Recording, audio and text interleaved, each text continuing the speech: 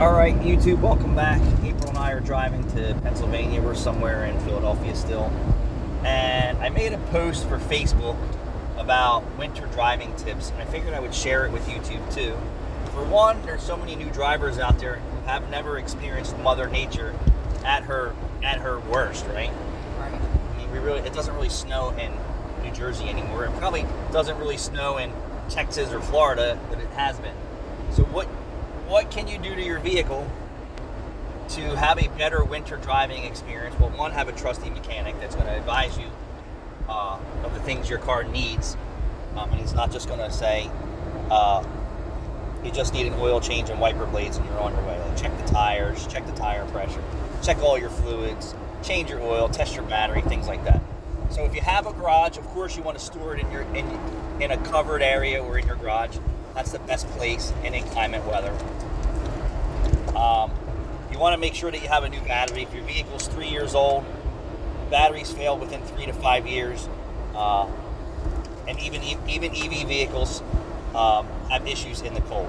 That's no secret. You've seen how many people were left abandoned on highways because their cars died because they consumed so much battery, hence leaving the wipers on, the heaters on, the seat warmers, the charger. So EV vehicles probably are more of a risk in winter storm and driving conditions because they're low to the ground. They have performance tires, and they just weren't designed for inclement weather driving conditions. Not at all. Although they lied to you and said that you can get 300 miles to a battery, that is a big lie. You were lied to, and they always lie to you. So if you have a garage or a parking garage or a carport, yes, of course, do that.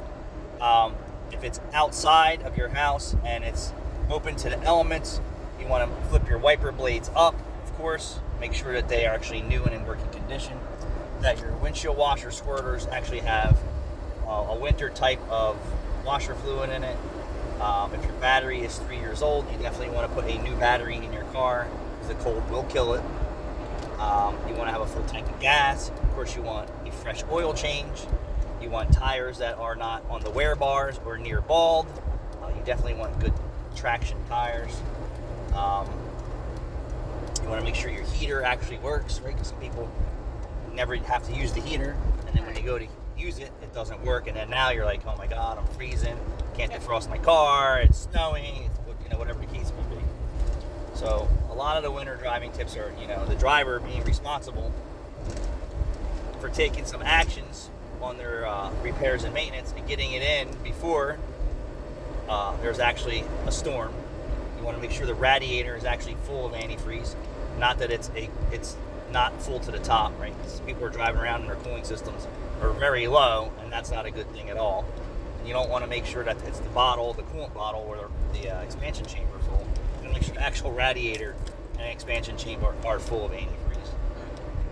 There's a lot of other things that you could check, but the most important things are: is there enough oil in the engine? Is the battery good? Do I have a full tank of gas? Do my wiper blades actually work? Do my washers work? Do my heaters work? Are my tires in good condition that can handle just a little bit amount of snow?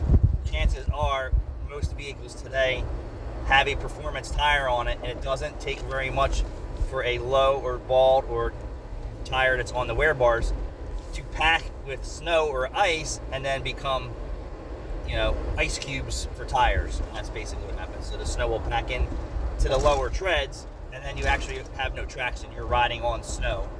You're riding on snow, if you follow what I'm saying. Your tires are packed with snow, on snow, and that's not a good combination. So just because you see tire tread on one side of their tire because you're not a mechanic or you're not an expert, that the rest of the tire could have major issues that you're not aware of. When you see a little tread on the side. If you see no tread on the side of your tire, you already have problems. That's cut and dry. If you don't see any tread on the side of your tire, you have a problem. So you definitely want to make sure your car is ready for this. Now, and I say this because most people aren't accustomed to driving in these climates. Is it okay to warm up your car? Absolutely it is, but you have to check all the boxes, right?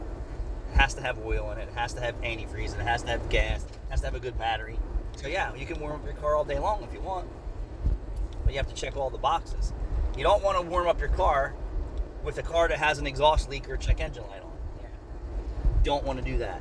You need to actually start fixing your car before you start crossing those roads, before you get into a car and roll up the windows and turn the heat on, where you're breathing in carbon monoxide and levels that you have no idea about. You can smell it, but the one that kills you is the odorless gas. And the more pollutants your vehicle puts off from a check engine light that's on is far less than when it's off. And if the exhaust leak is before the catalytic converter, it's even worse. So starting your car up with an exhaust leak and driving around with an exhaust leak is a no-no. So that's my warning to people who just drive around with cars in bad shape is if you have an exhaust leak, you should not be driving your car with an exhaust leak or a check engine light on. But a lot of these cars are low to the ground too, so you don't have a whole lot of ground clearance. So it really doesn't take much for you to get stuck. It's just a bad combination of the way they're designing vehicles today. They have a low center of gravity, meaning they're low to the ground. They have a low short profile performance tire that doesn't have enough traction or tread in wet or snow conditions, even though they say it's an all-season radial.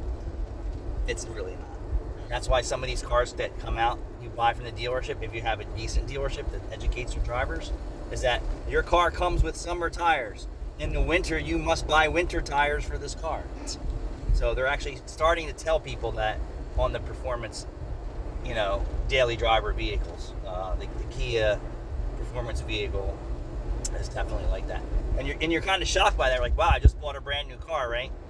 They don't give me winter tires. And so if you buy a car in the summer, and guess what happens in the winter? Yeah, you're going to have to spend $1,000 for winter tires because those brand new tires they put on your car are not for winter driving. Why do they say all season then? The problem is that it's a performance tire and it doesn't have the traction that it needs in the wintry mixed driving because the treads are so low. It's a performance tire. Typically it's a harder compound and it's virtually no traction. So yes, you buy a brand new car. To buy brand new tires come wintertime. So now if you buy the car in the wintertime, you know what they're going to tell you? Well, by the way, I know you just spent $60,000 for this car, but I wouldn't recommend driving it on these tires in the winter because it doesn't have winter tires on it. How about that for a kick in the balls? Wow. Buy a brand new car, and they're not going to give you the winter tires. Right. They're going to give you a price for them because the car doesn't come with it, or you don't buy the car. Wow. Because you have to swap your tires out. When it snowed a lot back in the day, people would come in and they would put their snow tires on, their studded tires or aggressive tread tires. But it's not like that anymore because the fact is it really doesn't snow like it used to. But now Mother Nature is coming full circle and says, "Feel my wrath." But yeah, how about that? Buy a brand new car. Buy it in the summertime. They're going to tell you in the winter that you need to change your tires to winter tires, and you're not going to do it. And then you're going to drive around on tires that were not even meant to drive on any type of wintry mix. Or you're going to buy it in the winter, and they're going to say, "Well, guess what? You need another $1,000 worth of tires to drive your car this winter, or more." Interesting facts. Thanks for watching.